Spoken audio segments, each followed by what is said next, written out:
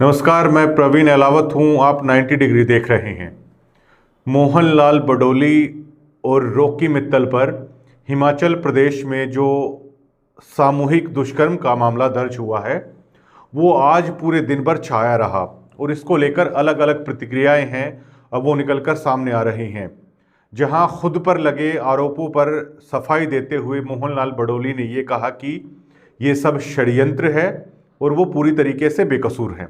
Rocky Mittal ने भी इस मुद्दे पर काफ़ी कुछ कहा है, लेकिन ये मामला अब तूल पकड़ता हुआ नजर आ रहा है। इसको लेकर विपक्ष के नेताओं ने भी अपनी प्रतिक्रिया वो दी है।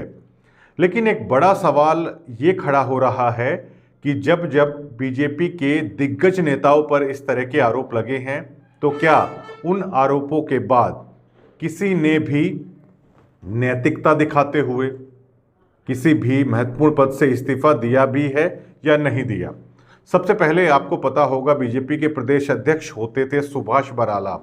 उनके जो बेटे हैं विकास बराला, उनके ऊपर चंडीगढ़ में मामला दर्ज हुआ था। उस वक्त भी उसने काफ़ी तूल वो पकड़ा था और विपक्ष ने इस मुद्दे पर अच्छा खासा हंगामा किया था।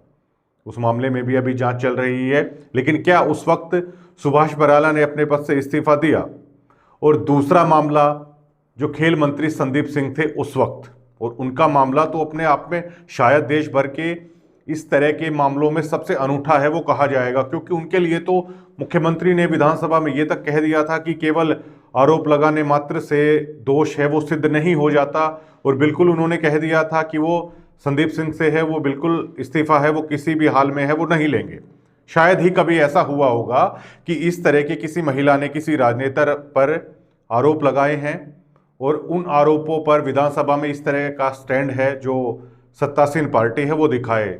और अब सवाल ये भी खड़ा हो रहा है कि क्या मोहनलाल बडोली भी अपना इस्तीफा देते हैं या पिछली जो घटनाएं हुई हैं भाजपा के नेताओं पर, वैसा ही बडोली साहब के केस में भी वो होने वाला है। एक तो एंगल ये है, लेकिन जो सिंगर रॉकी मित्तल ने कहा है कि सोनीपत के दो नेताओं का ये आपसी मामला है। कहीं ना कहीं उनका इशारा जो रमेश कौशिक सोनीपत से जो पहले सांसद हुआ करते थे, तो ये बात काफ़ी चली थी जब उनका मामला भी उछला था कि क्या इसके पीछे मोहनलाल बडोली हैं, क्या वो हो सकते हैं। कई तरह की बातें उस वक्त हुई थी। तो रॉकी मित्तल कहीं ना कहीं उस विवाद की तरफ वो इशारा कर रहे हैं कि ये दो नेताओं का आपसी मसला है और कहीं ना कहीं वो बीच में वो पिसते हुए वो नज़र आ रहे हैं। लेकिन काफ़ी कुछ जो इस मुद्दे में निकलकर सामने आ रहा है। और जो बीजेपी के प्रदेश अध्यक्ष मोहनलाल बडोली, उन पर जो गैंगरेप उसका केस दर्ज किया गया है। कुछ ही दिनों के बाद भाजपा में संगठन के चुनाव होने वाले हैं और इस चुनाव में जो भाजपा ने बेहतर प्रदर्शन किया पूरे विपरीत हालात होते हुए भी, और मोहनलाल बडोली उसके लिए बधाई के पात्र थे। और भाजपा आलाकमान ने काफ़ी शाबाशी वो उनको दी थी जो चुनाव के परिणाम आए थे, और हों भी क्यों ना, क्योंकि इतने विपरीत हालातों में भाजपा तीसरी बार हरियाणा में सरकार बनाने में सफल रही थी। तो ऐसे में ये बिल्कुल तय माना जा रहा था कि अब जो संगठन के चुनाव होने वाले हैं उसमें दोबारा से मोहनलाल बडोली को प्रदेश अध्यक्ष बनाया जाना तय माना जा रहा था। इस घटना से ये एंगल भी देखा जा रहा है कि अब शायद जो संगठन के चुनाव होने वाले हैं उसमें मोहनलाल बडोली का पत्ता वो साफ हो सकता है। सुबुगाहट ये भी है कि क्या ये इस तरह के आरोप मोहनलाल बडोली वो दोबारा से प्रदेश अध्यक्ष ना बन जाएं? क्या इस तरह के आरोप इसलिए लगाए गए हैं?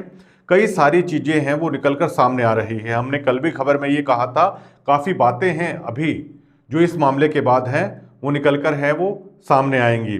लेकिन इतना तो साफ है कि इस घटना के बाद मोहनलाल बडोली के राजनीतिक कैरियर को काफ़ी झटका वो लगा और ये देखने वाला वक्त ही बताएगा कि क्या अन्य राजनेताओं की तरह ही क्या इस बार भी भाजपा अपने नेताओं के साथ खड़ी हुई नजर आएगी या नहीं आएगी।